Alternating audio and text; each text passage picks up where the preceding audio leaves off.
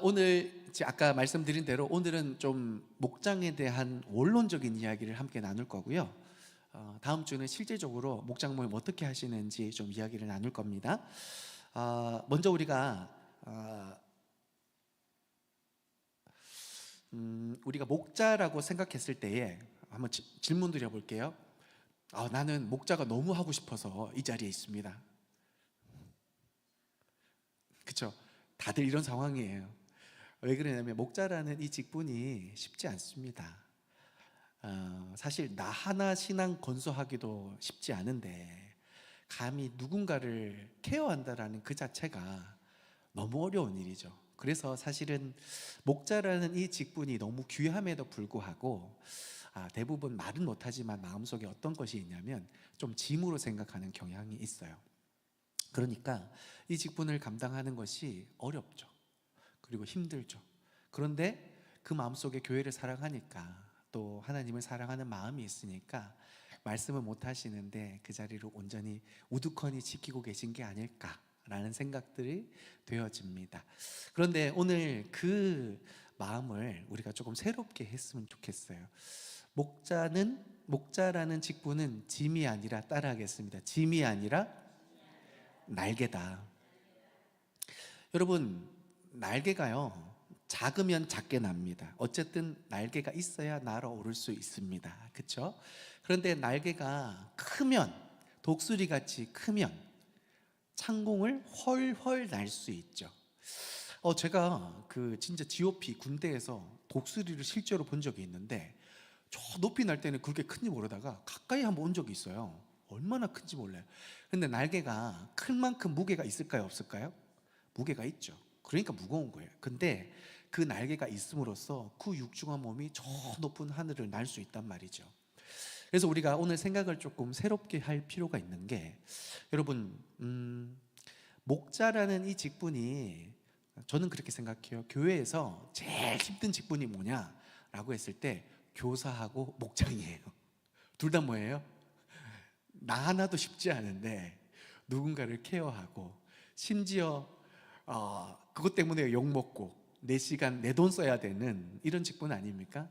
그래서 저는 교회의 교사와 목자님들을 가장 중요하게 생각하고 가장 귀하게 생각해요. 제일 어렵기 때문이에요. 그런데 가만히 생각해 보면 우리 신앙생활 한번 잘 생각해 볼까요? 하나님께서 우리에게 뭘 맡기실 때는 힘들게만 하는 게 하나도 없어요. 뭐예요? 그 직분을 통해서 우리에게 얻는 유익이 있다라는 거예요. 그 말 그대로 하나님 앞에 우리가 헌신하고 노력하는 거, 사실은 당장 눈앞에 어려운 건 분명히 있습니다. 그런데 그 어려움을 통해서 우리가 뭘 얻는지를 가만히 한번 생각해 볼까요? 첫 번째는요, 우리가 이 직분을 통해서 신앙이 건강해져요. 생각해 보세요. 나한테 편함만 잡고 있잖아요. 그러니까 교회 편하게 다니고 손님처럼 지내잖아요. 편하죠. 시험 당할 일 없죠. 그런데 자기 스스로가 시험에 빠져요. 외부에 자극이 없으니까 썩는 거예요. 곱는 거예요. 변질되는 거예요. 그런데 외부에 자극이 자꾸 있잖아요. 저 사람 나를 왜 이렇게 힘들어하게, 막 이런 게 있잖아요. 그럼 뭐 해요? 우리 안에 예수가 있으니까 뭐 해요? 기도한단 말이에요. 그러니까 신앙이 변질될 수가 없어요. 왜냐하면 이 영혼이 어떻게 되는지, 교회가 어떻게 되는지 자꾸 하나님의 뜻대로 하는 근심은 결코 후회할 것이 없는 구원에 이르는 하나님의 능력인 줄 믿습니다. 그러니 우리가 이 직분 감당할 때에 힘이 들지만 사실 우리 영혼이 건강해질 수 있는 거예요. 뿐만 아니라 하나님께서 우리에게 시험을 주실 때 시험만 주세요? 아니요. 그것을 감당할 만한 힘과 지혜와 능력을 주세요. 그러니까 우리가 이 직분을 감당하면서 신앙이 성장할 수밖에 없어요. 그리고 하나님의 살아계신 생생한 은혜의 현장에 있다 보니 우리가 축복의 통로가 되고 기적의 주인공이 되는 거예요.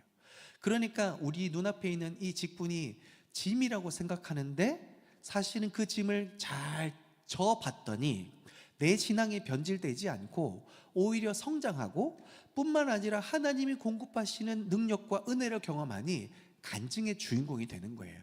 그러니까 그 직분을 감당할 때에 신앙이 팔딱팔딱 튈 수밖에 없는 거예요. 그러니까 우리가 생각할 때 이 직분이 단순히 짐이 아니라 하나님의 영광을 힘입을 수 있는 은혜의 통로라는 것을, 생명의 물줄기가 된다라는 것을 꼭 기억하셨으면 좋겠어요. 그래서 따라 하실까요? 짐이 아니라 날개이다. 네, 꼭 기억하셨으면 좋겠습니다. 그래서 우리가 이 날개로 세 가지를 확신했으면 좋겠어요. 소명의 확신입니다. 내가 선택한 것이 아니라 하나님이 나를 신뢰하여 맡기셨다. 아무한테 목장 맡기는 거 아니죠. 목장 함부로 이렇게 하면 그 목장이 어떻게 될지 몰라요. 그런데 하나님께서 나는 부족하지만 그럼에도 불구하고 나에게 이 직분을 맡기셨다. 그것에 우리의 확신이 있을 때에 우리가 힘이 나요. 왜냐하면 감사가 일어나죠. 억지로 했다 불행합니다. 하나님이 불러주셨다 감사한 거죠. 그리고 공동체적 확신이 있었으면 좋겠습니다. 사도행전적 교회에 따르면 교회는 성전에서의 모임뿐만 아니라 이 소그룹 모임이 필수적이었는데 그 소그룹 모임을 통해서 하나님의 나라가 경험되고 교회가 부흥하는 역사가 일어나더라고요. 이따가 조금 더 자세하게 말씀드릴게요. 그리고 상급이 있죠. 베드로전서 5장 4절을 보면 목자장이 나타나실 때에 시들지 않는 영광의 관을 얻으리라. 시들지 않는 영광의 관을 얻으리라. 목자장이 나타나실 때에 이 사명을 감당하는 우리에게 시들지 않는 영광의 관을 주신다고 합니다. 상급이 우리에게 있다라는 거죠. 따라서 여러분 다시 한번 더 마음속에 고백하시길 바랍니다. 짐이 아니라 영광이고 날개이고 상급이다. 할렐루야. 그 마음으로 올 한 해 기쁨으로 감당해 주시기를 부탁드립니다. 그런데 우리가 이런 질문이 있죠. 왜 소그룹을 이렇게 목사님이 강조하실까? 그냥 주일 예배만 잘 드리면 되지 우리는 왜 밥 먹고 다 소그룹 해야 된다라고 이야기할까? 일단은 데이터 이야기 먼저 할까요? 그러니까 최근 목회 데이터 연구소와 미국의 라이프웨이 리서치 기관이 발표한 자료가 있습니다. 리포트를 보면 분명한 사실 하나가 드러납니다. 보시면 일반적으로 그냥 주일 예배만 드리는 신자들을 그냥 기준으로 1로 표기한다면, 그 주일 예배만 드리는 신자들의 통계를 1로 표기한다면 소그룹 참여자의 신앙 지표가 어떻게 되냐면 보세요. 성경 읽기 및 묵상이 소그룹에 참여한 사람들이 거의 3.8%니까 4배 가까이, 소그룹에 참여한 사람들이 성경 읽기와 묵상들이 실제로 지금 목장에서 성경 읽기 해서 1도까지 끝낸 사람이 벌써 있어요. 물론 작년부터 시작했겠지만 벌써 지금 하고 있고, 지금 유초등부 방학 동안에 창세기부터 지금 애들 읽었거든요. 벌써 신약 들어갔어요. 마태복음 읽고 있는 애들이 있어요. 그러니까 말 그대로 공동체 안으로 들어갔을 때에, 나 혼자는 쉽지 않거든요. 공동체 안으로 들어갔을 때에 성경 읽기나 말씀 묵상이나 하나님의 말씀을 가까이 하는 운동이 일어날 수 있다는 겁니다. 전도 경험도 마찬가지예요. 거의 세 배 정도 높은데, 우리가 목장이 사실 존재하는 이유는 전도를 위함도 있어요. 제가 월드사역 비전에 선포했잖아요. 예배, 그리고 소그룹, 구제, 선교, 다음 세대, 이 모든 사역의 핵심 비전들이 어디서 열매 맺냐면 사실은 목장에서 열매 맺어요. 보세요. 이번 주일날 말씀을 선포했어요. 대예배가 역동적으로 드려졌을 때에 그것이 결국 삶으로 어떻게 이어져요? 목자님들이 목원들을 데리고 말씀의 은혜를 나누고, 그래서 우리가 어떻게 살아낼까 공과제를 가지고 서로 나누잖아요.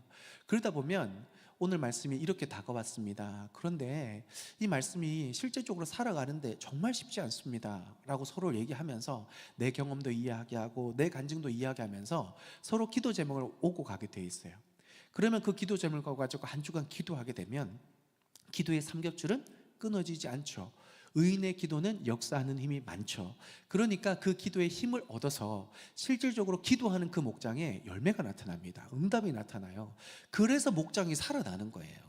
여러분, 실질적으로 그런 목장이 우리 지금 누구라고 말은 안 하지만 있어요. 근데 그런 목장이 있는가 하면 그냥 친교 모임으로 해버리는 목장은, 이게 사실은 친해서 친해지는 거지만 사실 그거는 밖에서도 할 수 있잖아요. 교회 밖에서도 할 수 있단 말이에요. 교회 안에서 해야 되는 것은 사실은 이 말씀과 하나님을 우리가 어떻게 믿고 그 믿는 믿음 가운데 열매를 맺어갈 것인가, 그게 교회의 핵심이거든. 교회 모임의 핵심이에요. 전도회든 선교회든 뭐든 사실은 우리가 뭘 운동도 하고 뭐도 할 수 있지만 중요한 게 뭐예요? 그 일을 통해서 예수 그리스도께 나아가게 하는 거, 그게 전도의 핵심이에요. 목장의 핵심도 뭐예요? 이 예배가 예배되게 하는 것, 그것이 원래 목표인데, 대예배 때 선포된 이 말씀이 소그룹으로 이어져 갈 수 있도록, 그래서 소그룹 안에서 목장 공과지를 통해서 다음 주 얘기할 때쯤 막 가르칠 필요 없어요. 나누는 거예요. 나누는 거, 쉐어링이에요. 나누면서, 사실은 목자님도 마찬가지예요. 저도 목사지만 말씀 선포할 때에 여러분 이렇게 하세요, 이렇게 안 하면 지옥 갑니다, 이런 거 안 하잖아요. 여러분 저도 잘 안 되는데 이게 말씀이지 않습니까? 그러니까 그 말씀 속에 저도 참 부끄럽지만 함께 힘썼으면 좋겠습니다. 이게 사실은 말씀을 대하는 모든 사람들의 모습이 아닐까 생각됩니다. 저도 말씀을 전하면서 부끄럽고 회개하는 마음이 들 때도 있고, 목자님들이 완벽해서 이걸 할 수 있다는 얘기가 아니라 말 그대로 말씀 앞에 바로 서고자 하는 그 마음, 깨끗한 심령, 상한 심령으로 그것들을 함께 나누며 나아갈 때에 성령의 역사가 그곳에 일어난다라는 거죠. 그래서 전도 경험도 마찬가지고요. 교회 소속감이나 만족도도 소그룹 참여자가 4.2배 높습니다. 여러분 그 목회 데이터에서 항상 그 실질적으로 데이터로 말해주는 게 뭐냐면, 새 가족이 와요. 뭐 보고 오겠어요? 새 가족이 교회 등록 뭐 보고 하겠어요? 우리 교회는 뭐 때문에 할까요? 예? 새 가족한테 꼭 물어보세요. 교회 어떻게 오셨어요? 꼭 물어보세요. 새 가족이 뭐라고 얘기하는지. 뭐라고 얘기할까요? 교회 예배 분위기예요. 예배가 찬양이 뜨겁고 말씀이 들려지고, 그리고 여기 왔더니 뭔가 자기가 느껴지는 게 있어서 교회에 등록할 마음이 있는데, 어디서 결판 나는 줄 아세요? 밥을 먹거나 성도들 표정을 보면서. 그러면서 교회에 등록하는 마음이 생겨요. 새 가족들한테 꼭 물어보세요. 어떻게 등록하게 됐는지. 뭔지를 알게 되실 거예요. 우리 교회 뭐 때문에 등록하는지 알게 되실 거예요. 꼭 물어보세요. 목자님들 꼭 물어보세요. 뭐 때문에 우리 교회 등록했는지 꼭 물어보세요. 자, 그렇기 때문에 우리가 그런데 중요한 게 있어요. 이렇게 예배 분위기 이런 걸 보면서 등록했는데 빠져나가는 일이 있어요. 뒷문이 열리는 경우가 있죠. 왜 그럴까요? 좋아서 왔는데 등록했는데 혼자 덩그러니 있는 거야. 그러니까 좋아서 등록했는데 3주, 4주 되면 없어요. 그 사람 분명히 없습니다. 왜요? 소속감이 없어서. 지금 이제 다행히도 새 가족들이 빨리빨리 연결이 되면서 지금 이제 식당을 제가 밥 안 먹고 계속 제가 지금 막 이렇게 서성이잖아요. 왜 서성일까요? 우리 교회 뒷문 열릴까봐. 우리 교회 뒷문 열릴까봐 계속 서성해가지고 저 새 가족들 밥 누구랑 먹고 있는지. 그래서 혼자 먹고 있으면 빨리 막 보내가지고, 그러고 나서 제가 밥 먹잖아요. 알고 계시죠? 그러고 있는 거. 그러고 있단 말이에요. 밥 먹는지, 어떻게 하는지, 어디 소속되고 있는지. 왜냐하면 그게 안 되면 교회 안 나와요. 그렇기 때문에 그거를 우리 목자님들이 꼭 보셔야 돼요. 보셔서 새 가족부도 그래서 지난주 회의하면서 뒷문 막아야 된다. 그래서 한 분 한 분 매칭을 시켜놨어요. 빠져나가지 못하게. 여러분 그게 너무너무 중요한데, 멤버십이 있을 때 정착합니다. 그리고 생각해 보세요. 우리가 좀 책임감이 있는 게 뭔지 아세요? 아니, 죄송한데 격가지로 살짝 빠지겠습니다. 문승희 권사님, 전도팀 정말 잘하고 계십니다. 최근에 새 가정이 아너스빌에서 다육이 때문에 왔다, 수세미 때문에 왔다, 전도지 때문에 왔다, 이 교회는 전도 많이 하는 교회인갑다 하면서 왔어. 원래도 잘 부탁드립니다. 진짜요. 제가 새 가족을 다 맞이하잖아요. 다 물어봐요. 어떻게 오셨습니까? 우리 교회는 어떻게 알게 되셨습니까? 다 물어보세요. 물어보면 뭐 때문에 오는지 발견되는데, 우리 교회가 전도하는 교회구나. 근데 아너스빌에서 이제 푸르지오 이제 내후년에 또 여기는 모르겠고 이제 5년, 6년, 10년 안에 만세대 들어옵니다. 만세대 들어오니까 끝까지 우리 감당할 수 있었으면 좋겠어요. 자, 기부 및 구제 활동도 마찬가지입니다. 소그룹 안에서 하자 하니까 되는 거예요. 자, 새가족 정찰 육아 소그룹도 아까 제가 동일한 말씀이에요. 뒷문 열렸다 이 얘기예요. 결국은 새가족이 왔을 때에, 여러분 새가족이 우리 교회 오는 거 진짜 쉬운 일 아니에요. 그죠? 새가족이 가만히 있으면 올까요? 안 와요.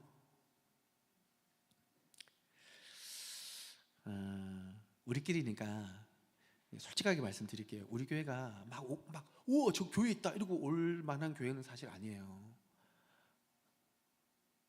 꼭 새가족한테 물어보세요. 네, 그렇게 하셔서 왜 그러냐면 사실 요즘은 우리 생활 수준이 올라가다 보니까 사실 우리 교회 너무 좋은 교회잖아요. 너무 행복한 교회잖아요. 근데 우리만 아는 거야. 그죠? 근데 밖에 사람들은 뭐 보고 와요? 건물 보고 오지. 건물 보고 오잖아요. 그러니까 실질적으로 막 들어오고 싶다.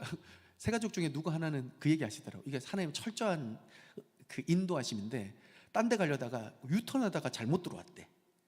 근데 진짜요. 유턴하다가 잘못 들어왔대. 근데 예배 들어가 보자. 예배 들어왔다가 등록한 거예요. 그러니까 잘못 왔는데 제가 무슨 얘기하고 싶냐면 이 얘기가 하고 싶은 거예요. 새가족 한 명이 오는 게 정말 기적 같은 일이에요. 특히나 요즘 때 점점 교회가 어려워지고 예배 출석률 줄어들고 다음 세대 없어지고 이런 상황 속에서 새가족 한 명이 온다? 정말 귀한 일이죠. 그래서 교회가 정말 기뻐하면서 그 영혼들에게 집중해야 돼요. 그렇죠? 제가 그 중요성 얘기하려고 하는 거예요. 우리 교회에 한 분 한 분, 여러분 이거 다 기도응답 아닙니까? 새가족 보내달라고, 일꾼 보내달라고 우리가 금요일마다 기도했잖아요. 그러니까 하나님 지금 보내주시는 거예요.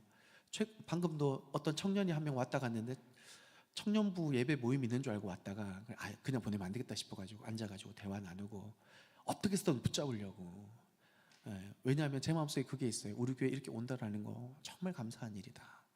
그래서 한 명 한 명 잘 만나서 정착시키는 건 너무 중요한데 그 모든 일들이 사실은 저도 애써야 되지만 우리 목자님들이 소그룹 안에 딱 들어갈 수 있도록 뒷문 딱 막고 붙잡아줘야 돼요. 그렇게 애쓰는데도 불구하고 나가면 어쩔 수 없지. 근데 애를 안 쓰면 우리 책임이잖아요. 그러니까 애를 써야 이제 그 사람의 어떤 그게 되겠죠. 그래서 우리가 영적 생존율을 높이는 가장 중요한 분들이 바로 여러분들입니다. 보내주셨어요. 뒷문 닫고 우리 교회에서 은혜 받고 함께 자라납시다. 가장 중요한 사역을 해주는 분들이 저와 여러분이에요. 그러니까 이 데이터가 증명하는 엄중한 현실 앞에서 우리 목장이 선택이 아닌 필수의 사역이 될 수 있기를 간절히 소망합니다. 성경적 원리로 좀 한번 살펴볼게요. 초대교회 폭발적 부흥의 비밀이 있습니다. 목장이라는 소그룹 시스템은 현대교회가 성장하기 위해서 고안해낸 경영 전략이 아니에요. 이것은 교회가 탄생했던 그 순간 성령님께서 직접 디자인하신 생존 전략이자 부흥의 비밀입니다. 사도행전 2장의 어떤 현장으로 가볼까요? 120명의 마가다락방의 제자들이 성령이 임할 때까지 기도했죠. 뜨겁게 기도했습니다. 그래서 성령이 불의 혀같이 갈라지는 역사가 있었죠. 그러면서 베드로가 한번 설교했을 때 몇 명이 구원받았다고요? 3,000명. 할렐루야. 우리 교회도 그런 일이 있기를 소망하지만 지금은 안 됩니다. 왜 그런지 아세요? 여러분 보세요. 우리 목자 몇 분이시죠? 해봤자 10명, 12명이잖아요. 그런데 지금 갑자기 3,000명이 몰려왔다. 이게 축복일까요? 재앙일까요? 현실적으로 재앙이죠. 재앙. 주차난, 식당난, 예배난. 예배야 뭐 10번 드리면 되죠. 뭐 그냥 제가 피토하면서 하면 되죠. 그게 문제가 아니라 방금 우리가 소그룹이 얼마나 중요한지 얘기했는데 받아낼 수 있는 인력이, 공간이 없어요. 그게 초대교회도 일어났잖아요. 일꾼들이 없다 보니까 3,000명, 그 다음에 설교했더니 5,000명 구원받았어요. 지금 거의 10,000명이 쏟아진 거예요. 그러니까 12사도들이 정신을 못 차리는 거죠. 감당이 안 되는 거예요. 그러니까 구제가 빠져서 헬라파, 히브리파 싸우고 난리 났잖아요. 왜요? 받쳐낼 수 있는 시스템이 없어진 거죠. 그래서 어떻게 된 거? 7 집사 세우고 그리고 대예배 역동적으로 드리고 나서 3,000명, 5,000명 놀랍게 영적 부흥을 이루고 나서 그 뒤에서 그것들을 떠받치게 되는 시스템이 뭐였냐면 소그룹이었어요.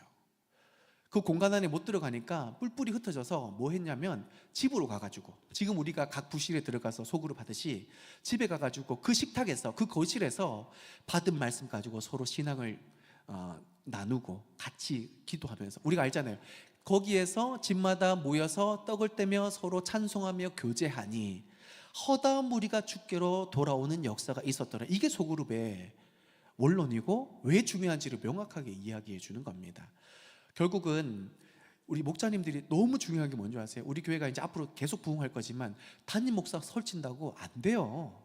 담임 목사 혼자 설친다고 안 된다고요. 아무리 해봤자 한계가 있어요. 그렇기 때문에 제가 오늘 이런 시간을 가지는 이유도 저 혼자 안 된다는 거 확실히 알아요. 딱 그만큼이에요.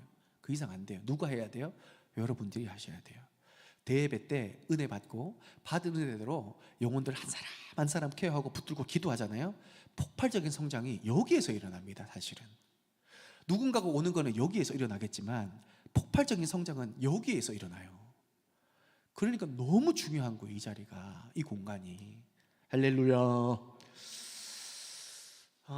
그러니까 우리가 두 날개가 있어야 됩니다. 하나는 대배의 날개.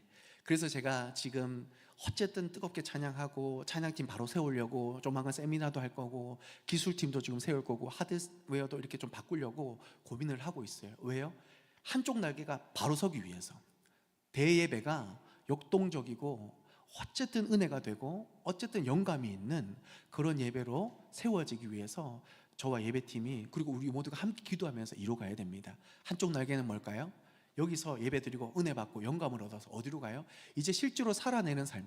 여기서는요 대화가 안 돼요. 혼자 뭘 깨달아도 여러분 아시죠? 성냥개비 하나는 오래 못 타요. 그런데 이게 모이면 오래 타죠. 활활 타죠. 그게 소그룹 공간이에요. 소그룹 공간 안에 들어가서 받은 말씀, 오늘 말씀 너무 어려웠어요. 그러면 나도 어려웠어 이럴 수 있잖아요. 그런데 누군가가 나는 이런 은혜가 되더라 하면서 누가 나누면 그렇게 해석할 수도 있군요 라고 받아들이면서 그 말씀들이 입체적으로 받아들여지게 되는 거예요. 그래서 소그룹이 중요한 거예요. 뿐만 아니라 이런 고민이 있죠. 직장 안에서 이 말씀 적용하려고 살아가는데 하려고 도전했는데 도대체 답이 보이지 않는 거예요. 근데 직장 안에서 그 일을 하고 있는 사람이 있는 거죠. 나는 직장에서 이렇게 시작했는데 초반에 이런 어려움이 있었지만 그래도 또 견디고 하다 보니까 이런 은혜가 있더라. 누군가가 말해주는 거예요. 그러면 그 철이 철을 연단하듯이 그 신앙이 나에게 흘러 들어옵니다. 그 영향력이 나에게 흘러 들어와요. 근데 또 이런 경우도 있죠. 나도 안 돼, 너도 안 돼. 그러면 에이 하지마 이게 아니라 우리 같이 기도하자. 이게 목자님의 역할이에요. 우리 같이 기도합시다. 기도해서 하나님께서 어떻게 응답하시는지, 하나님 살아계시는데 이 약속의 말씀 우리에게 주셨는데 그렇지만 우리 한번 기도해 봅시다. 기도해서 하나님께서 우리에게 어떻게 말씀하시고 어떻게 말씀하신 대로 우리의 삶에 이끌어 가시는지 우리 한번 기도해 봅시다. 이번 주 이런 기도 제목으로 함께 기도해 봅시다. 그렇게 기도하면 하나님이 그 기도 가운데 역사하신단 말이에요. 금요 성령기도 우리 왜 할까요? 사실은 계속 뭘 위해서? 목자님들은 딴 거 아니에요. 목원들하고 선택이 아니라 필수로 뭐 해야 되냐면 와서 같이 기도하자. 그 말씀대로 정말 열매 맺었는지 우리 한번 보자. 정말로 하나님 살아계신지 아니 계신지 한번 보자. 기도도 안 하고 아무것도 안 하는데 하나님 살아계신지 모르죠. 우리가 하나님 앞에 최선을 다하지 않는데 모를 수밖에요. 경험하지 못하죠.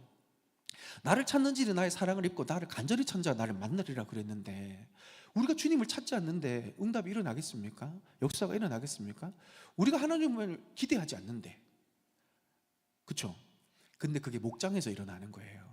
목장에서 우리 한번 기도해보자. 우리 이제 말씀 보라고 했으니까 우리 말씀 한번 읽어보자. 그러면서 목자님들이 그래 한 장이라도 제대로 한번 읽어보자. 그러면서 막 불씨가 되어주는 거예요. 그러면 그래도 안 읽었다가 한 장이라도 읽게 되잖아요. 근데요 그 읽는 한 장 속에 은혜가 임해요. 지금 어떤 목장은 지금 그 말씀을 3장씩인가 계속 읽어가는데 제가 느끼는 게 뭔지 아세요? 생활 패턴이 바뀌어요. 생활 패턴이 바뀐다니까요. 여러분 신앙생활은요 이벤트 아니에요. 주일날 하루 나와서 예배 드리는 거, 금요일 예배 드리는 거, 수요일 예배 드리는 거. 여러분 신앙생활 그거 아니에요. 신앙생활은요 삶이에요. 라이프 스타일이 바뀌지 않으면 내 습관, 삶의 양식이 바뀌지 않으면 절대로 신앙 안 바뀌어요. 신앙 양식이 바뀌어야 돼요. 양식이. 삶의 양식이 바뀌어야 돼요. 그게 진짜 변화죠. 그게 되려면 누군가가 옆에서 붙잡아줘야 돼요. 누군가가 옆에서 붙잡아주면서 같이 기도하자. 기도했니? 안 했어요? 그래 오늘은 한번 해보자. 누가 불씨가 되어주면 그것으로 인해서 살아나요. 목장이 왜 부흥의 엔진이 되냐면 사도행전 5장 42절 이런 게 있습니다. 교회가 핍박을 받아도 멈추지 않았던 두 가지 나옵니다.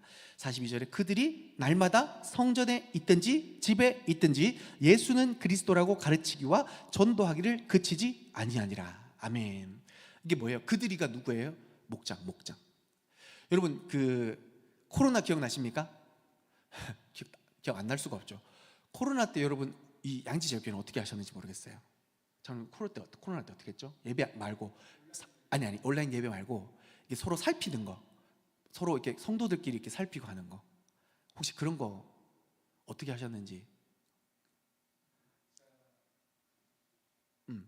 그러니까 이런 예를 들어서 제가 있었던 교회는 어떤 일이 있었냐면 코로나 터졌을 때 누가 코로나 걸렸다 그래요. 그러면 코로나 키트, 그러니까 그런 거. 힐링 키트 같은 거를 문에 걸어주는 거지. 만나지는 못해도 힐링 키트를 걸어주고 카톡을 보내주는 거지. 얼마나 힘이 되겠어요. 이게 목장의 힘이에요. 이게 공동체의 힘이라고. 또 뭐 있었지? 또 뭐가 있잖아요. 먹을 거 하고 약하고 막 보내준단 말이야. 그러니까 그게 사실은요 그 어려운 시기를 견디게 만드는 힘이란 말이에요. 그게 공동체의 강력함이에요. 그러니까 예루살렘 교회가 그런 모양이었던 거예요. 경제권을 뺏기고 구속당하고 핍박당하고, 그때 누가 손잡아줘요? 옆에 있는 목장이 손잡아주는 거예요. 그러면서 예수는 그리스도다, 그분이 우리를 구원하셨다, 그리고 사나 죽으나 우리는 주의 것이다, 그렇게 서로 손잡아 죽이니까 그 위기의 때에, 그 절박한 때에 그 손잡아 죽이니까 일어날 수 있는 거예요. 앞에서 한만 목사가 얘기해도 여러분 사실 이거는 어떻게 보면 그냥 허공에 치는 메아리일 수 있어요. 근데 누군가 그걸 알아듣고 목장에서 정말 주님 함께 하시지 않니? 누군가가 손 한번 탁 잡아주잖아요. 그게 강력한 힘이 됩니다. 그게 목장이에요. 그래서 제가 말씀드리잖아요. 대예배도 너무 중요한데, 대예배가 중요한 건 새 가족이 오고 등록하고 이거 너무 중요한데 어디서 폭발적인 성장이 일어난다고요? 소그룹이에요. 소그룹에서 폭발적인 성장이 일어나요. 너무 중요한 자리예요. 사회학자 로드니 스타크는 그의 책 기독교 발흥에서 초대교회가 폭발적으로 성장한 이유는 친밀한 사회적 네트워크 때문이다.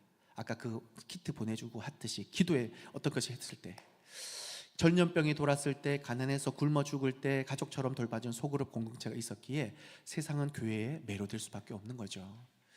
오늘도 이렇게 지금 이렇게 병중 세례를 제가 지금 연락을 받아서 알겠습니다, 갈게요라고 했더니 그 목원들이 연락 와요. 저도 같이 가도 돼요? 이러는 거예요. 가요, 같이. 지금 4시 반에 가기로 했어요. 그러니까 그 목원들이 다 가겠다 그러는 거예요. 이게 강력한 거죠.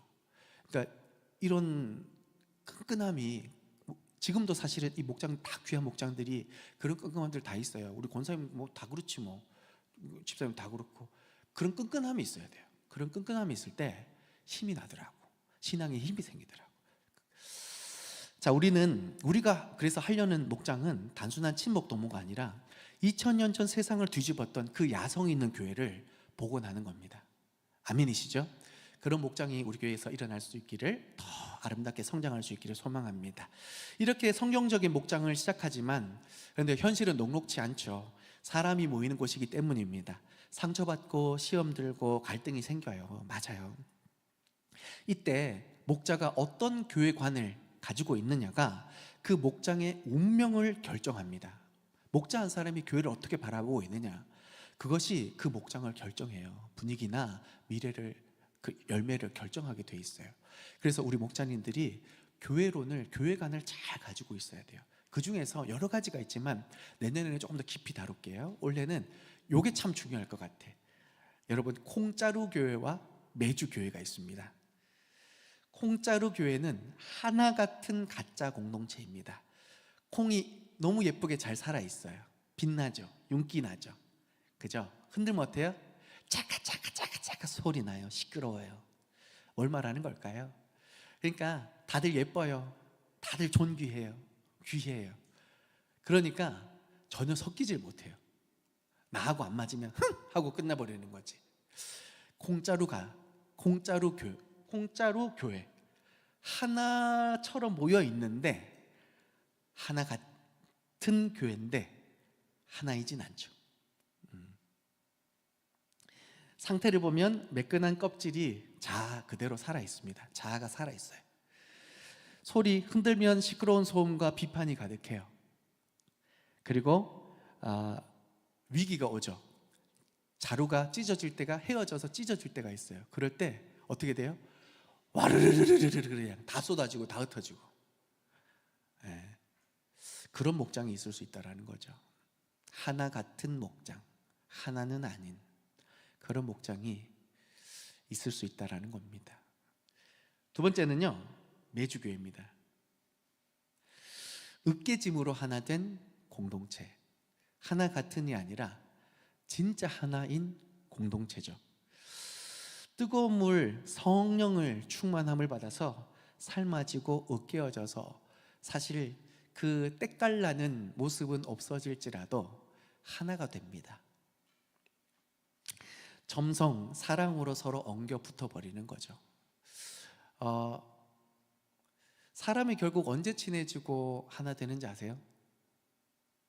좋을 때는요, 누구나 다 하나 돼요. 안 그래요? 언제 하나 돼요? 안 좋을 때 하나 돼요. 안 좋을 때. 안 좋을 때 더 기도하고, 더 한 사람을 세워가기 위해 눈물 흘리고, 그리고 밤을 지새우기도 하고.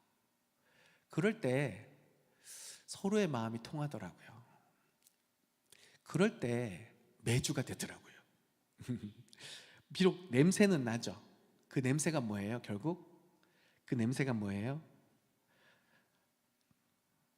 결국은 그 냄새가 우리가 만들어져 가고 하나 돼 가고 서로 엉겨붙어 가는, 사실 매주 줄 때 냄새 심하잖아요. 되게 심하잖아요. 그런데 그 심한 냄새 속에 하나가 되는 거예요. 하나됨의 과정들이 쉽진 않지만, 우리 교회가 건축을 앞두고 하나됨이 절대로 쉽지 않지만, 그런데 그 매주가 될 때 어떻게 돼요? 위기가 왔을 때 자루가 찢어져요. 여러분, 콩자루는 와라라 쏟아졌습니다. 매주는요? 쏟아져요, 안 쏟아져요? 안 쏟아져요. 칼을 팍 찔러도 칼을 오히려 삼키는 게 매주가 되죠. 혹시나 떨어지더라도 덩어리가 떨어져요. 그쵸? 엉겨있는 덩어리가 떨어진단 말이에요. 우리가 이런 콩자루가 아니라 매주자루인 교회가 될 수 있기를 소망합니다. 그렇게 되려면 사실 저는 당연한 거고요. 우리 목자님들이 먼저 으깨지셔야 돼요. 나는 죽고 예수로 사는 삶, 여러분 쉽지 않습니다. 제가 해보니까요, 너무 쉽지 않아요. 저도 아직 제 자아가 살아있어서 어렵더라고요. 쉽습니다, 하세요, 이런 말은 절대 아닙니다. 그런데 내가 죽고 예수가 살아야 매주자루가 되더라고요. 네. 그게 안 되면 콩자루가 될 수밖에 없어요. 쉽지 않습니다. 그런데 하나님 우리에게 부여주신 사명은 매주자루 되는 거예요. 그런데 그럴 때 교회가 살아난다면 하나님 앞에 우리가 얼마나 칭찬받겠습니까? 그리고 매주자루 같은 교회가 진짜 행복한 교회예요. 아멘이시죠? 큰 교회 안 가고 작은 교회 오는 사람들의 대부분 제가 세 가족 다 물어보거든요. 그러면 뭘 원하는 줄 아세요? 공동체를 원해요.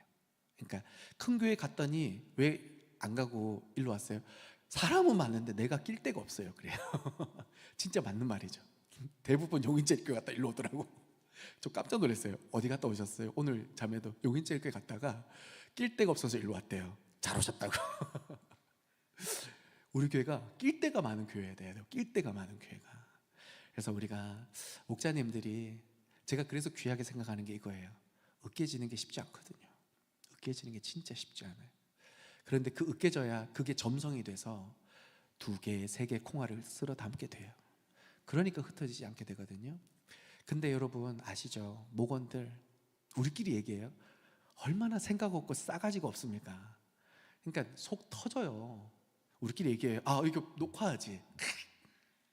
우리끼리 얘기해요. 얼마나 속상할 때 많아요. 진짜 생각 없이 말하고. 그럼 막 속이 부글부글 합니다. 근데요, 그걸 참아내야 그 사람이 결국은, 그거 아시죠? 그 목자를 닮아요. 맨날 목자가 막 승질내고 막 화내고 그리고 막 하고 이렇게 하잖아요. 그 사람이 가서 또 그러고 있어요. 어디 가서 또 그러고 있다고요. 이게 지난주 금요일에 제가 말씀드렸잖아요. 우리가 윗물이 돼야 된다고. 왜 그러냐면 이게 흐르더라고요. 근데 어느 목장에 제가 아는 그분은 구역장이죠. 구역장인데 다른 교회에 구역장이 어떤 구역장님이 세 가족이 왔어요. 딱 보면 그런 얼굴 있죠. 내가 낸데 얼굴. 딱 나를 따르라, 나를 섬겨라. 그렇지 않으면 상당히 피곤하리. 이런 얼굴로 와 있는 거야. 그러니까 사람이 다 알죠. 쉽지 않다 저분. 어떡하지? 아니나 다를까 뭔 말만 하면 이거 마음에 안 들어요, 저거 마음에 안 들어요. 속에서 그럼 나오지 마세요 이러고 싶은데 그럴 수가 없잖아요. 참아야 되잖아요. 그래서 교구 목사한테 와가지고 목사님 이분 너무 힘들어요, 딴 데로 옮겨주시면 안 돼요? 막 이런. 근데 어떻게 권면해요? 집사님 끝까지 한번 기도해 봅시다. 그 사람이 나갈 때 나가더라도 우리가 적어도 끝까지 품는 마음은 있어야 되지 않겠냐라고 끝까지 섬기면서 어떤 변화가 있었냐면 이거 마음에 안 들어요, 저거 마음에 안 들어요, 변명하던 이건 이래서 그래요, 저건 저래서 그래요. 사실 이렇게 변명을 하게 되잖아요. 방어를 한단 말이에요. 근데 그게 아니라 그렇게 딱 마음 먹고 어떻게 말을 바꿨냐면 집사님 제가 부족해서 그래요, 제가 좀 더 잘해볼게요. 이렇게 말을 바꿨단 말이죠. 그러니까 몇 달 동안 가면서 어느 날 이분이 그냥 그렇게 해야 되더라고요. 아무도 없을 때 그냥 타고 가가지고 집사님 고마워요 이러더라고요. 왜 그런지 아세요? 그 사람 안에도 그래도 인간미가 있었던 거지. 여러분 교회 안에 인간미가 없는 사람이 있긴 해요. 그런 사람은 알아서 나가거나 알아서 안 나와요. 그러니까 우리가 해야 될 건 뭐예요? 하나님 우리에게 영혼 맡겨주셨으니까 끝까지 해보는 거예요. 끝까지 해보는 거예요. 애를 써보고 노력해보고 기도해보고 그래도 안 되면 어쩔 수 없는 거예요. 안 되는 걸 되게 하는 것은 주님 영역, 그죠? 할렐루야. 안 되는 걸 되게 하는 것은 하나님의 영역. 그런데 그 안 된다라고 말할 때까지의 그 일들은 우리의 영역. 기도하고 섬기고 사랑하고 깨어지고 으깨어지고 그럴 때에 진짜 돌아올 사람이 돌아와요. 제가 그런 경험한 적이 있어요. 진짜 내가 낸데라는 사람이 변했어요. 사랑을 받으니까 변했어요. 일꾼 되더라고요. 그러면서 뭐라는 줄 알아요? 또 그 같은 사람 나타나잖아요. 개인적으로 차 마셔요. 집사님, 성도님, 나도 옛날에 그랬는데 진짜 그때 내가 맞았다고 생각하는데 아니에요. 자기 경험을 막 얘기하면서 그 사람이 그 사람을 다스리는 거예요. 진짜 그런 일이 있습니다. 우리가 윗물이에요, 여러분. 이렇게 중직자라서 교회 오래 다녀서 윗물이라는 게 아니에요. 선한 영향력을 흘려보낼 수 있는 자리에 있기 때문에 윗물이에요. 아멘이시죠?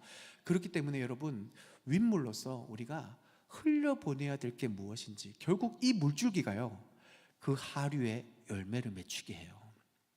지금은 당장 안 드러나더라도 분명히 시간이 지나면 그게 드러나요. 그게 열매가 맺히고 교회 안에 나타나면서 승법 번식이라고 하는데 나 하나가 두 사람을 붙들고 이 일들을 감당하면 나중에 그 두 사람 결국 네 사람이 생기는 거죠. 네 사람이 8사람이 생기는 거죠. 이런 일이 일어나는 거예요.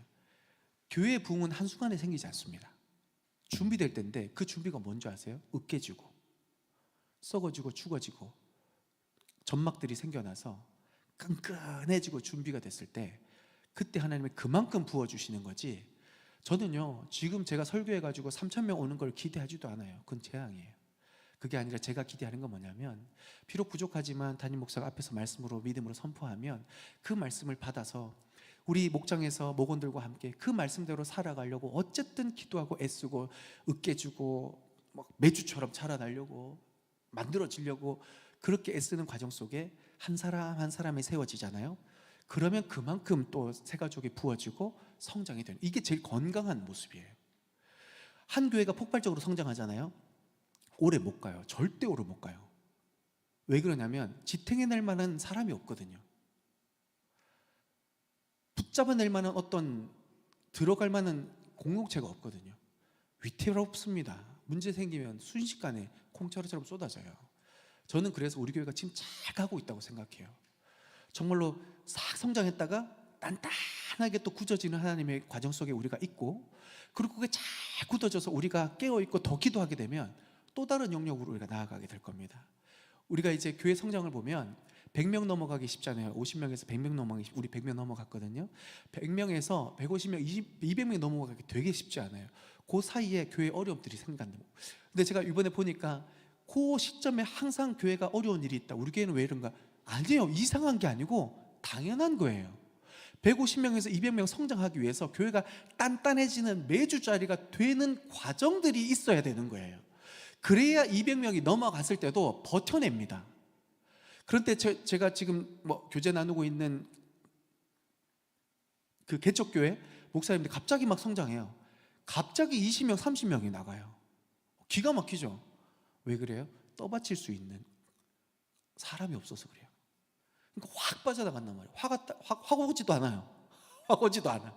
한 3명 뭐 이렇게 오다가 한순간에 30명 나가면 얼마나 기가 막히겠어요. 충격이죠.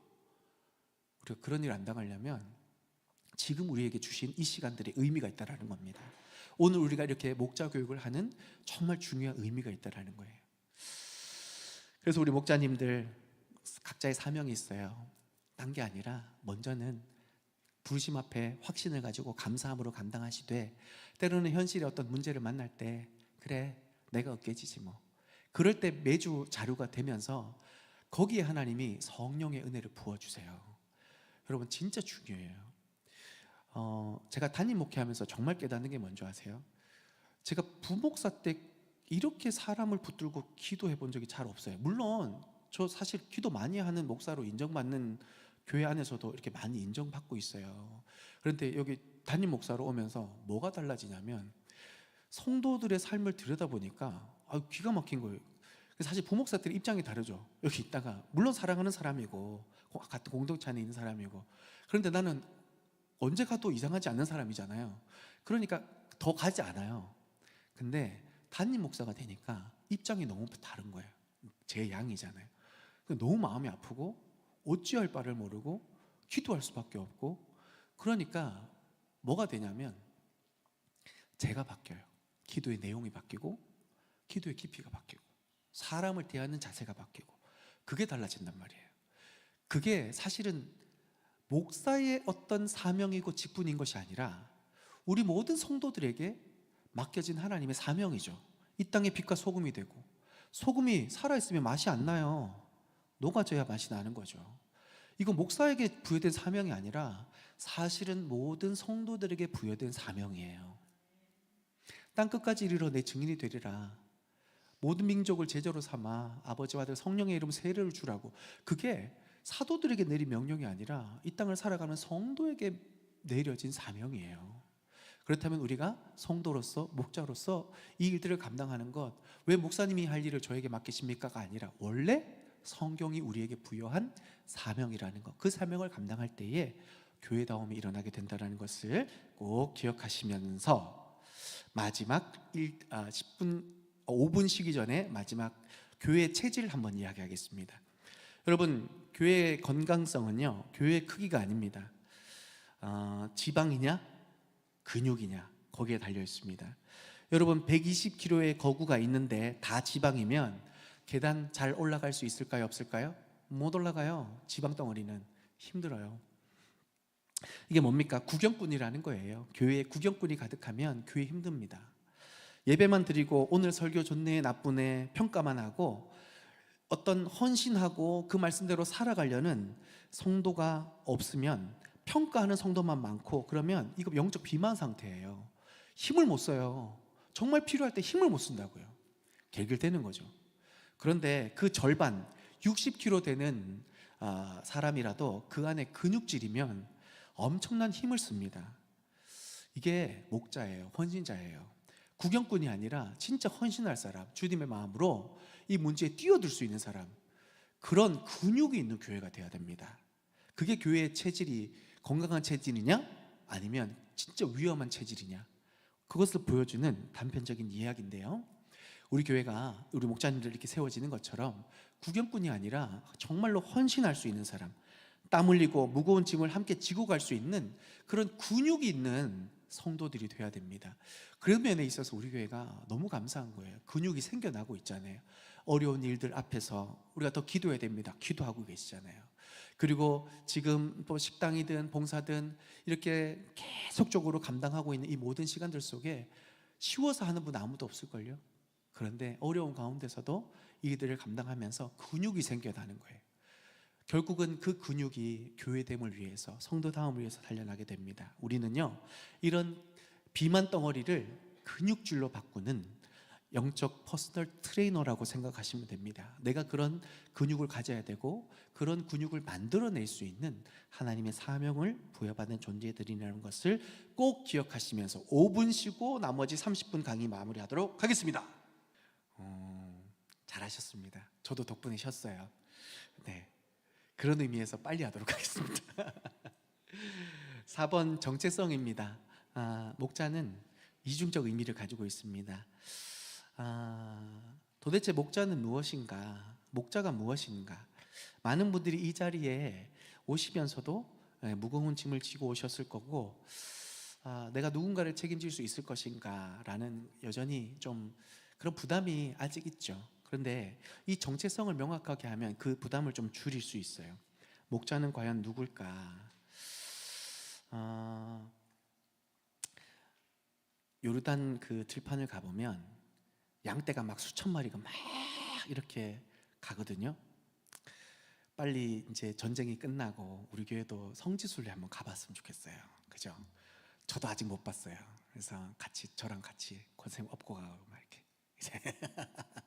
그래서 갔으면 좋겠는데, 어쨌든 그 들판에 양떼가 막 수천 마리가 있을 때 어떤 광경이 펼쳐지냐면, 목자는 있어봤자 한 명 내지 두 명이에요.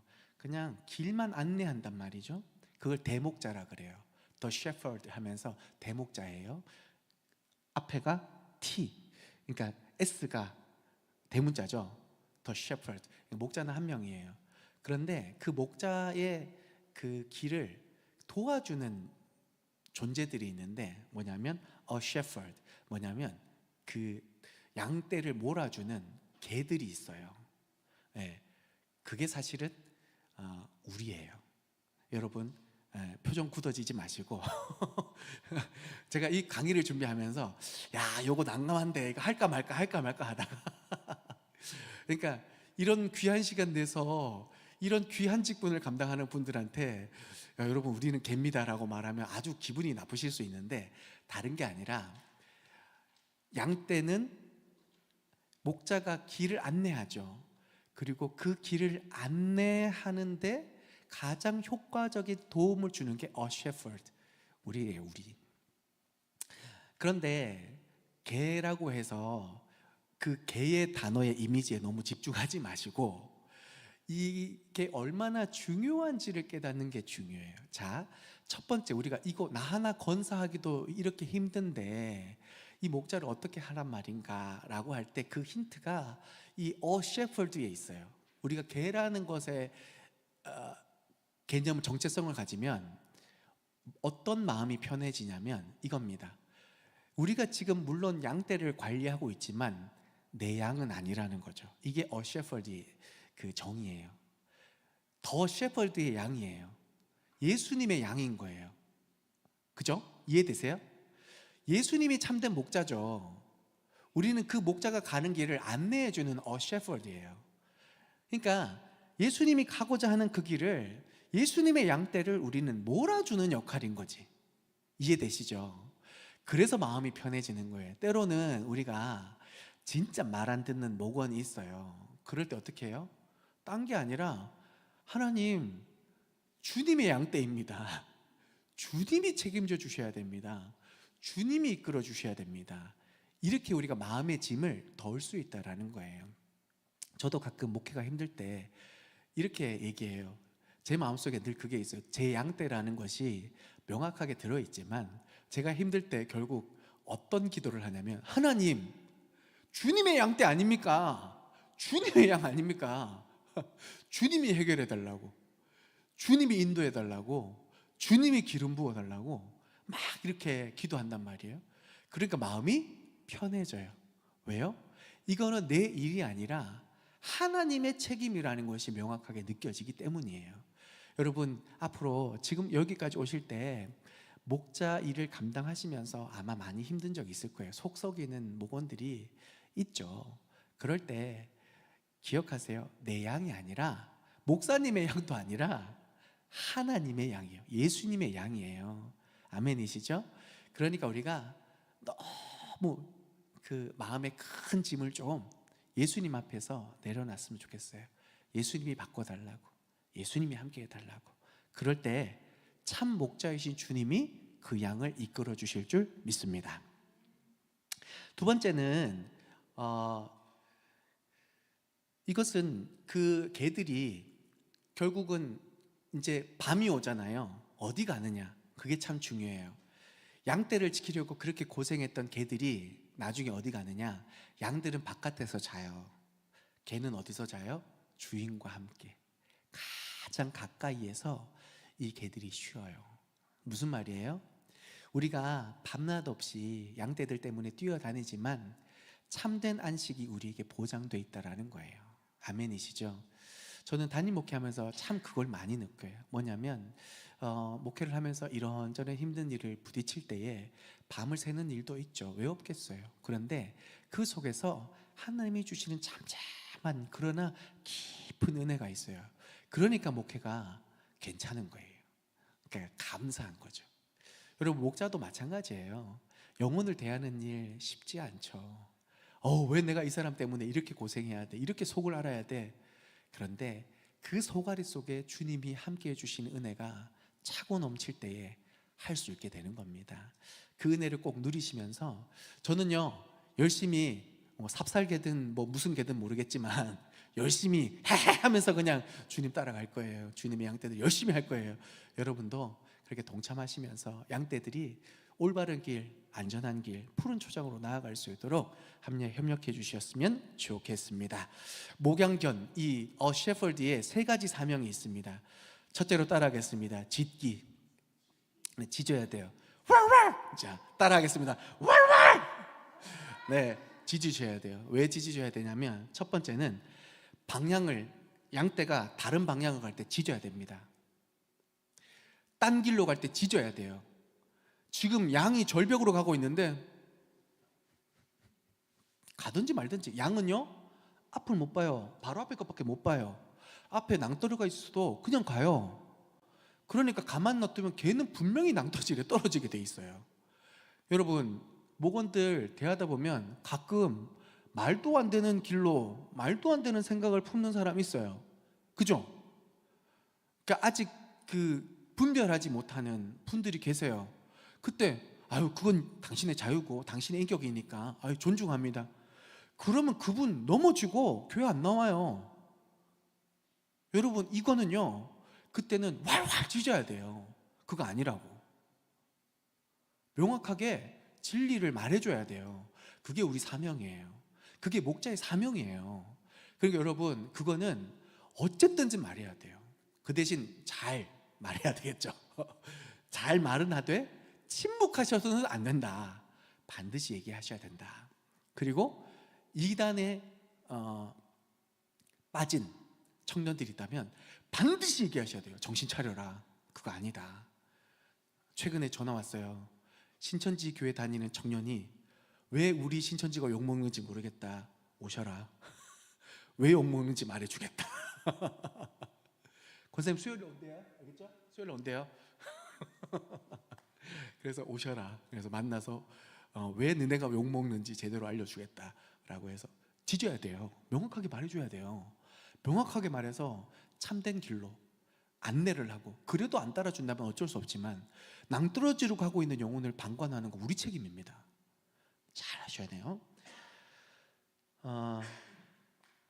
어떤 집사님이 주일 성수도 안 하고 돈 좀 벌어보겠다고 또 이상한 모임에 나가고 딴기도 하고 있고, 여러분, 아무리 포스트 모더니즘이지만, 아무리 뭐 주일 성수가 개인적인 뭐 어떤 선택사항이라고 하지만, 말씀은 주일 성수는 아니요, 피할 수 없고 사명이에요. 그 얘기 해야 돼요. 네. 그러고 나서 뭐 상처를 받든 실족을 하든 그때서 또 달려가서 또 이제 담임 목사 달려가서 왜 그러세요 하면서 또 하면 되지. 예, 그쵸? 근데 얘기는 해야죠. 주일 성수에 대해서 그 집사님 신앙의 자유니까 그게 아니라 이렇게 얘기하면 되죠. 집사님 기도하고 있어요. 주일 성수할 수 있도록 기도하고 있어요. 집사님 믿음의 용기를 낼 수 있도록 기도하고 있어요. 우리 교회에서 봐요. 네, 여러분 이건 다른 겁니다. 보세요. 집사님 정신 차리세요. 지금 뭐 하는 거예요? 교회 안 나오고 지금 그럼 지금 지옥 가요? 그렇게 할 사람 아무도 없지만 이렇게 하지 말라는 거예요. 할 얘기는 하되 자 집사님 기도하고 있어요. 꼭 나오세요. 기다릴게요. 네, 그분도 알아요. 자기가 아니라는 거. 집사님 죄송해요. 가야 되는데. 그럼 또 전화하는 거지. 기도하고 있어요. 매주 하면 아주 스트레스 받겠죠. 적당히. 자, 두 번째 사명은 따라하겠습니다. 할기. 네, 치유와 위로인 거죠. 목양건이 가장 잘하는 것은 바로 핥는 것입니다. 양들은 가시덤불에 긁히고 서로 싸우다가 상처가 많이 난대요. 피를 흘렸고 쓰러져가는 양에게 목양건이 다가가서 그 자신의 그 거친 혀로 상처를 이렇게 핥아줍니다. 짐승의 탈에는 살균 성분이 있다고 해요. 그 체온과 침으로 상처를 씻어내 주는 겁니다. 우리 목원들 멀쩡해 보이지만 그렇게 웃게 다니고 멀쩡하게 옷 입고 다니지만 사실은 세상 사는 게 얼마나 힘들어요. 그러니까 상처받고 찢겨진 마음들이 분명히 있습니다. 그럴 때 우리가 핥아주는 겁니다. 위로해주고 손잡아주고 기도해주고. 그거는요 사실 설교에서는 잘 안 돼요. 왜냐하면 누군가가 공감해주고, 물론 설교에 때 이런 거 있죠. 성령께서 주시는 음성은 있겠죠. 그게 영적인 일이니까 저를 통해서 하나님께서 정말 구원받고 위로받을 영혼들을 하나님 위로해 주시겠죠. 그런데 가장 실질적인 위로, 그것은 목자님들이 싸매해 주셔야 돼요. 손잡아 주셔야 돼요. 이런 거죠. 유명한 예화가 있지 않습니까? 이성미 권사님이 조혜련 집사님이죠. 아직 권사님 아니죠. 집사님이죠. 네, 집사님한테 뭐 어떤 어려운 일이 있을 때 이성미 권사님 딱 이렇게 얘기했대요. 그래, 혜련아 내가 기도할게 이랬던 거예요. 근데 3개월 뒤에 그 권사님이 전화해가지고 조혜련 집사님한테 혜련아 나 그 문제 아직도 기도하고 있는데 어떻게 됐어? 여기에 충격을 받은 거예요. 진짜 기도한 거죠. 진짜 기도하고 그 마음을 절실하게 표현을 한 거죠. 그래서 덤덤하게 너 그 기도하고 있는데 너 지금 어떻게 됐어? 여기에 충격을 먹은 거예요. 다른 거 아니에요, 여러분. 이렇게 결국은 위로하고 치유하고 이거 사실 성령의 사역이잖아요. 그러면 물어봐주고 진짜 기도해 주는 거예요. 진짜 기도하고 하나님 바라볼 때에 사실 우리가 위로할 수 있는 건 어느 정도인 것 같아요. 그런데 그 근본적인 문제를 치유하고 회복시켜 주시는 분은 성령 하나님입니다. 그래서 우리가 기도해 주고 손잡아 주는 거 참 중요합니다.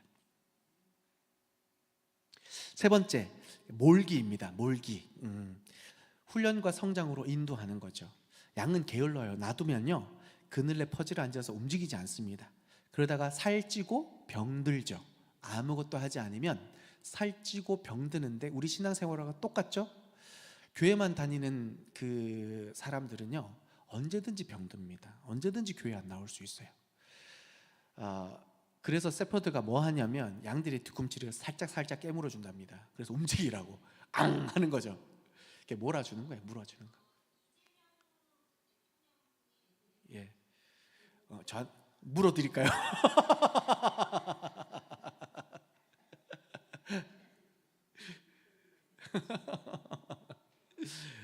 우리 성도들도 마찬가지예요. 목자님, 저는 예배만 드릴래요. 이렇게 말하는 사람 참 많아요. 훈련 안 받을래요. 이번에 저기 오목장에서 전체가 다 제자 훈련 받았어요. 근데 어떻게 됐냐면 다들 간증을 하는데 이제 조만간 간증 한번 할 거거든요. 진짜 와 깜짝 놀랐어요. 진짜 하나님이 우리 어르신들도 왜 간증 안 했어요? 술이 안 됩니다.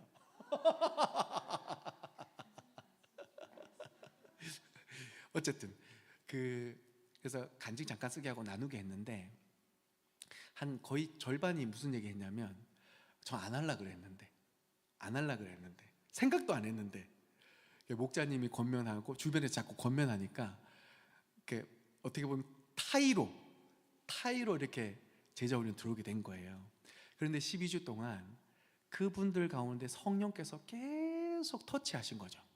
성령께서 계속 터치하면서 제가 진짜 그 간증을 나누는데 이거 진짜 전교인이 들었으면 좋겠다 싶을 정도로, 우리 권사님들도 진짜 간증이 아름답거든요.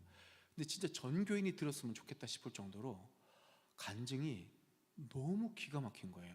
성령이 정말로 강력하게 역사하신 적이 거기 딱 드러나는 거예요. 삶이 바뀌는 현장이 딱 드러난 거예요. 그 누가 권면 안 했으면 누가 옆구리 막 찌르지 않았으면 이런 일이 났겠습니까? 누가 옆구리 찌르고 뭐라 하니까.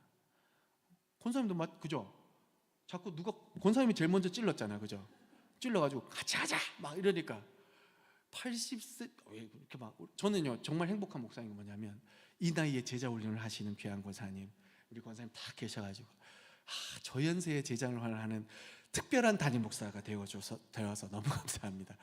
누가 찔러줘야 되는 거예요. 누가 찔러줘야 몰아줘야 하지. 나 예배만 드릴래요. 그런 사람 참 많아요. 진짜 많아요. 고생하는 거 왜 그렇겠어요? 당연한 거 아니에요? 세상 속에서 살아가면서 일하면 먹고 사는 일도 바빠 죽겠는데 예배 나오는 것만 해도 감지덕지지. 이게 딱 고만한 믿음이거든요. 그런데 누가 한번 몰아주는 거야. 제자훈련이든 또 다른 섬김의장이든 또 목장 모임이든 누가 하나 몰아주는 거예요. 그럼 거기서 은혜 받잖아요. 여러분 아시죠? 여러분 상황이 안 돼서 아는 게 아니고 마음이 안 먹어져서 안 된 거예요. 마음을 먹으니까 상황이 바뀌고 몸이 바뀌고 바뀌어요. 그게 야성인 거죠. 그게 누군가가 몰아줘야 돼요. 몰아줘야. 움직여야 지방 덩어리가 근육 덩어리가 되고 근육 덩어리가 힘을 쓰게 되는 거죠. 그러니까 우리 목자님들의 역할은 몰아주는 겁니다. 이번에 뭐 하자 했을 때, 교회에서 뭐 합니다라고 했을 때, 들었어? 광고 들었어? 이번에 이거 하자, 같이 하자, 그러면 되는 거예요. 그러면서 목장이 살아나고 근육줄에 가진 성도가 살아나는 거예요. 그래서 교회에서 뭐 한다고 했을 때 사실은 제일 기민하게 그 반응해 주셔야 되는 분이 다른 게 아니에요. 목자님들이에요. 목자님들이 기민하게 반응해 주실 때 사실은 교회가 폭발적으로 일어나요. 제일 중요합니다. 3가지입니다. 뭐였죠? 짓기, 할기, 몰기. 짓기, 할기, 몰기. 꼭 기억하셔서 아닌 데는 꼭 얘기하세요. 그리고 싸매어 주시고 치료해 주시고 공감해 주시고, 네, 그리고 몰아주시고. 그래서 여러분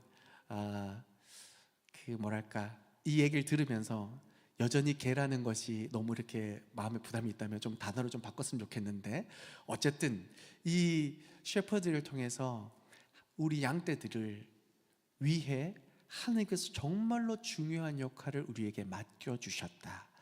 그래서 우리가 자랑스럽게 이 개의 이미지 말고 이 하는 일을 보면서, 그리고 가장 가까이 주인 곁에서 안식하는 쉼을 얻는 그런 일들을 바라보면서 우리가 자랑스럽게, 주님, 저는 그 주님의 셰퍼드입니다, 개입니다. 주님, 나를 마음껏 사용하셔서 교회를 위해, 영혼을 위해 사용하시고 그 일들을 통해서 날개처럼 날아오르는 역사가 있도록 하나님 인도해 달라고. 더 이상 이 일이 짐이 아니라 나를 정말로 내 신앙이 더 깊어지고 하나님의 권능을 보게 되는 하나님의 나라의 기적의 주인공으로 아름답게 살아가는, 시들지 않는 면류관을 받는 하나님의 은혜의 한 사람 되도록 인도해 달라고. 그렇게 우리가 기도하면서 이 일들 잘 감당했으면 좋겠습니다. 마지막 제자도는요, 다른 게 아니에요. 흔들려도 방향은 명확하게. 여러분 나침반 아시죠? 나침반이 아무리 흔들려도 결국 어디 가리켜요? 오랜만이죠? 북쪽 가리켜요. 북쪽. 네, 북쪽. 딱 북쪽을 가리켜요. 무슨 말이에요? 우리가 목자 일을 감당하면서 신앙생활하면서 흔들리지 않고 피는 꽃이 어디 있으랴? 도종환 시인의 아주 좋아하는 식구입니다. 흔들려요. 그런데 우리가 꽃을 피우기 위해서는 하늘로 향해 있어야죠. 예수님 바라봐야 됩니다. 예수님이라면 어떻게 하실까? 주님이라면 이 문제를 어떻게 바라보실까? 그래서 내가 그 주님 앞에 이 순간 부끄럽지 않게 믿음의 부르심에 합당한 삶은 무엇일까? 그것들을 질문할 때에 하나님이 가르쳐 주세요. 인도해 주세요. 그리고 우리가 잘 몰라도 아는 대로 주님을 향해 있다면 하나님께서 그 모든 믿음을 통해 합력하여 선을 이루는 역사로 하나님 함께 해주실 줄 믿습니다. 이게 제자도예요. 제자도는요, 내 길 가는 게 아니라 주님 길 따라가는 거예요. 그게 제자도예요.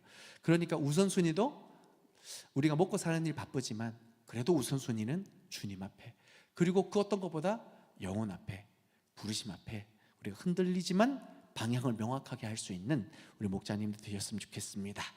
자, 마무리할까요? 초대교회처럼 성전과 집, 대예배와 소그룹, 우리 두날개의 그 강력함으로 올해 정말 날아오를 수 있는 양지제일교회가 될 수 있기를 소망합니다. 콩자루가 아니라 매주자루, 끈끈한 공동체가 될 수 있기를 원합니다. 대목자이신 그 예수님 앞에 충성스러운 목양견이 될 수 있어서, 그래서 대예배를 통해서 많은 무리들이 여기 오고, 그리고 등록하고, 그리고 소그룹을 통해서 폭발적인 부흥이 일어날 수 있는, 성장이 일어날 수 있는 양지제일교회. 그래서 앞으로 우리가 건축도 있고 중요한 일들을 하나님께서 감당하게 하실 텐데, 그 일들을 위해 우리가 이 시간을 함께하고 있다라는 꼭 기억하면서, 마지막 요한복음 21장에 예수님께서 부활하셔서 베드로에게 찾아오셨습니다. 베드로 너무 부끄러운 상황이죠. 내가 예수님 얼굴 쳐다보기도 너무 민망한 사건입니다. 왜요? 예수님을 3번이나 부인했거든요. 자격이 없거든요.